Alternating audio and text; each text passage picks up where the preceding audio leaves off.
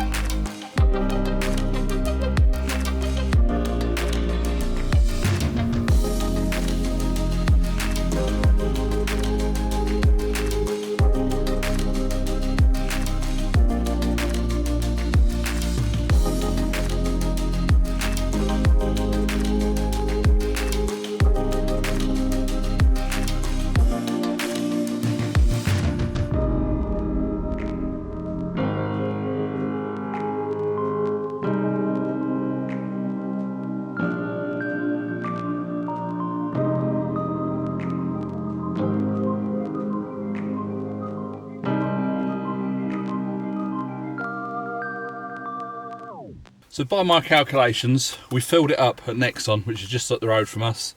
Drove all the way down to Sort and then filled it up the next day on a filling station just up the road from the campsite. And we got in, when we filled it up the next day, we've got 61.53 litres. Now, 530 kilometres. That works out at 24.31 miles per gallon. Now, if we're obviously, the car's set to kilometres, but I still use miles per gallon, and it is bloody awkward because I can't get my head around litres per 100.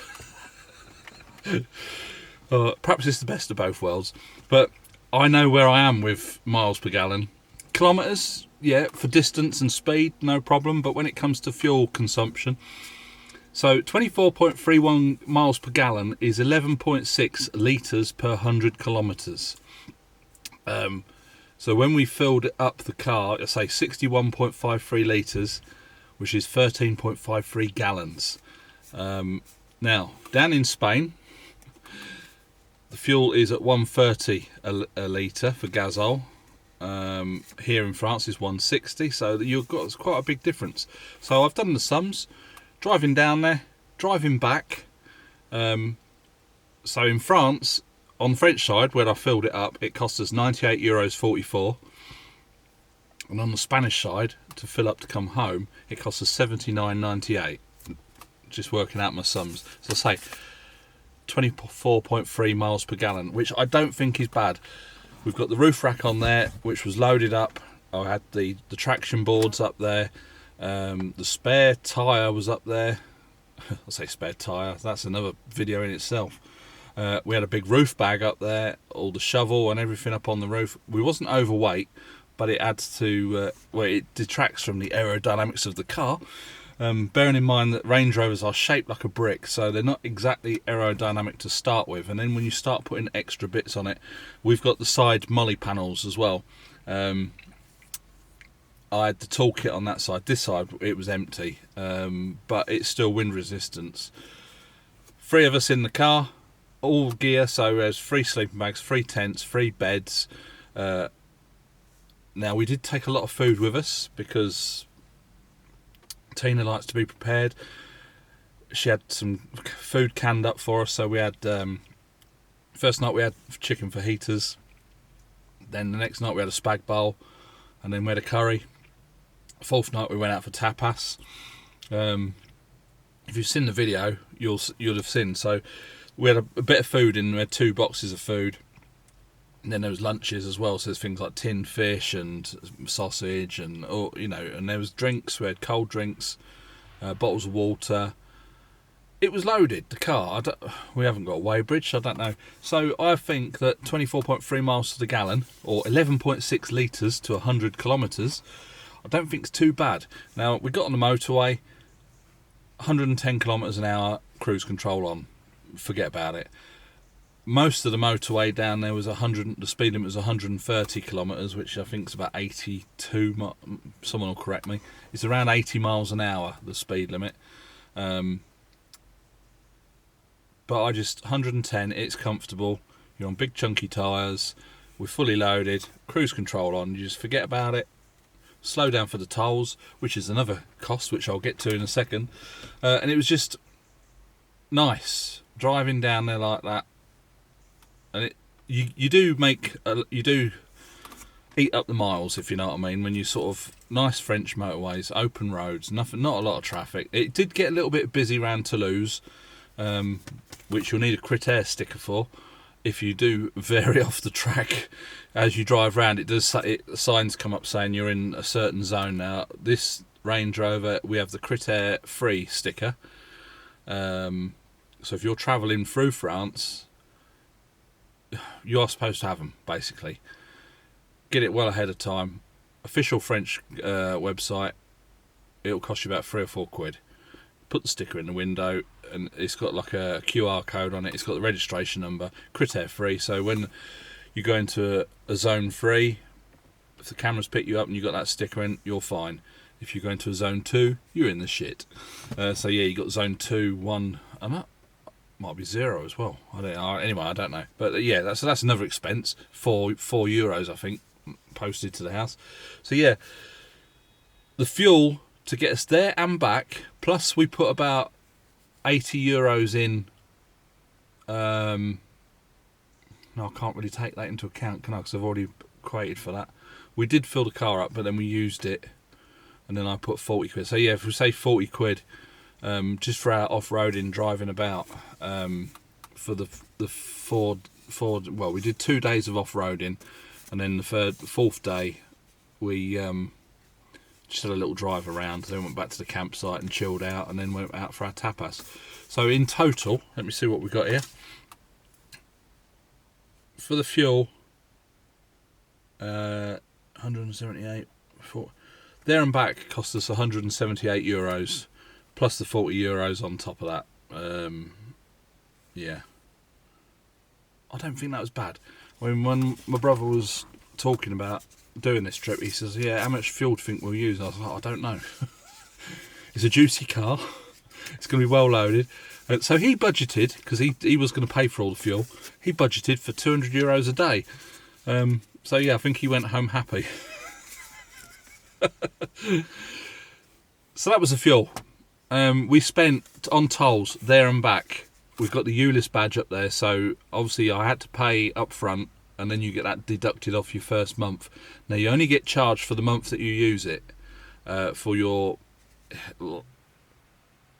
So you buy the badge, you stick it in the window, and then if you don't use it, you don't pay for it at all. So you don't have your monthly charge. You only get that monthly charge, which is €2 a month, when you use it. So if you go through a toll, that month you'll get charged your €2 on top. So there and back, I will put a thing up on the screen, was €52.20, which again, I didn't think that was that bad. You know, there and back, yeah, the motorways are a bit boring. I think Mark from Overlanding Forward did say that if you're travelling down through France, be prepared for, you know, long, straight, boring roads. But you can eat up the miles really quick. That is one good thing about French motorways. They're not too busy. Obviously, around cities, they're going to get a bit busy. But other than that, it's a doddle. And you can get places quite quick. So we got down to Sort. Well, we got down into Spain in about 5 hours from here. And that was just at 110 kilometres an hour. And once we got off the French motorway, and then you're on a bit of single carriageway, and then you go into Spain, it gets windy, and then you're going up over the mountains, and it's wiggly, windy roads. Yeah, fantastic. So yeah, the tolls, €52 there and back. So that's the fuel and the tolls. Campsite, pretty good. Facilities were there. The one thing for me is having disabled facilities, and you know, if they're any good. Like a pillock, when we pulled up, we was a little bit early. Check-in was around lunchtime, and then it was for a couple of hours, and then it was later on from 5 o'clock onwards. I think we got there about 4:30. There was a chap there, and he was chatting to us. He thought he saw the French number plate and tried his French. I says, shouldn't bother, mate. My French is shit. But yeah, we did a bit of French, bit of English, and a little bit of Spanish. Not a lot. Hola. Grazie. So yeah, he said just go and find wherever you want to go. The place is quite, you know, free at that time of the year. And we drove in. There was a big group of kayakers, I think, but they were a strange lot. So we thought we don't want to be near them because they'll be up partying all night, which they weren't. So we drove past them right up near the other end of the campsite. But bloody miles away from the toilets. So yeah, if we was to go there again, I would go a bit closer. So for 3 of us, so that's 3 tents plus the car on a pitch for 4 nights was €240. Which when they give me a price, I was like, oh Christ! Last time I went camping, it cost me, I don't know. But then you've got to work out, it's like 3 tents, 3 people, a car, split 3 ways. I didn't think it was too bad, really. I mean, it's like my dad. He was like, oh, and he's like, well, I'm probably a bit out of touch with prices and things like that. And I was like, well, I think it is pretty much the going rate. The campsites around here charge similar. So that was that. I'll say the food we'd got sorted, but the one night out we had, we went for a tapas meal up at the local tapas bar. I'll say this is all on the other video. I will put a link to that other video in the description below, or it'll be up on one of these card things. I think it's about 20 minutes, half hour long. That for 3 of us. I think me and my brother had 2 drinks. My dad just had water. A good few courses of tapas and a dessert. €80 for 3 of us. I didn't think that was bad. So in total, our little trip away down to the Pyrenees, the Spanish Pyrenees, cost us about €580 thereabouts. Split that 3 ways, you know, it's not a bad price for a week away, is it? Yes, I had some costs on the car. I bought the roof rack, I bought the window panels, I bought, you know, we've got the fridge. But all these bits that I've bought for the car weren't just specifically for that trip. They're going to be used all the time. When we go out on our own, you know, it'll get used. And years down the line, it'll still get used. I don't see us getting rid of this car anytime soon. You know, maintenance costs, I would have done them anyway. So I'm not putting that into this price, but this is just how much it's cost us to go on holiday. And I didn't, you know, once I sort of sat down and worked it out, I thought, well, that's actually not a bad price. Where can you go and do that for €200 each? Driving up around the mountains, and I don't know what holiday. I've not been on holiday for so bloody long. I couldn't tell you how much things cost nowadays, but anyway, so this, yeah, we're up in the woods. It's getting a bit clearer. We can drive through a lot more of it now, and it's so peaceful. It's bloody lovely. Got the dogs out down the front here. He's lying in the shade. So yeah, that's going to be it for this video. Just a little breakdown of costs. Just shows you how much we're paying extra for diesel in France and Spain. I know a lot of people have had trouble in Spain with diesel being contaminated. We didn't have any issues. I did take a spare fuel filter with me just in case, because I'd seen other people, not in Range Rovers, but in Land Rovers, Defenders and that, having a lot of engine trouble in Spain, and it was down to dirty fuel. So they was just changing all the fuel filters, draining the water out of the fuel filters and this kind of thing, and you know, back on the road again. So I was all like, oh shit, is it really that bad? But we didn't encounter any issues, but I suppose it depends on where you go. But yeah, fairly good trip. We're planning the next one. Well, I'm starting planning the next one for next year, possibly around the same time of year, because it's just too bloody hot. And a lot of trails in Spain, sort of like end of June onwards, they close them. They reclassify all trails as forestry trails.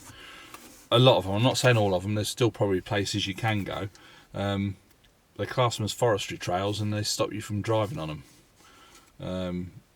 And it's to sort of stop forest fires and that kind of thing, which is sensible. But it's too bloody hot, and I'm not keen on a lot of people, to be honest.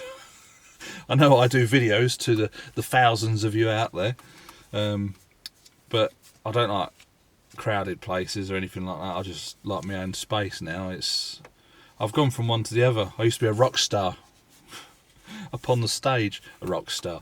I've played in a lot of bands, bass guitar, and you're up there, crowd in front of you, you know, loved it. But I've gone the other way now. So yeah, we're recluse hermits, and now the sun's gone in, it's getting dark. So yeah, that's going to wrap this video up. I'll have a little bit more of a drive around, so we'll end the video on a bit of driving outro footage, and yeah, we'll catch you in the next one. Bye for now. Hello, mate. Happy.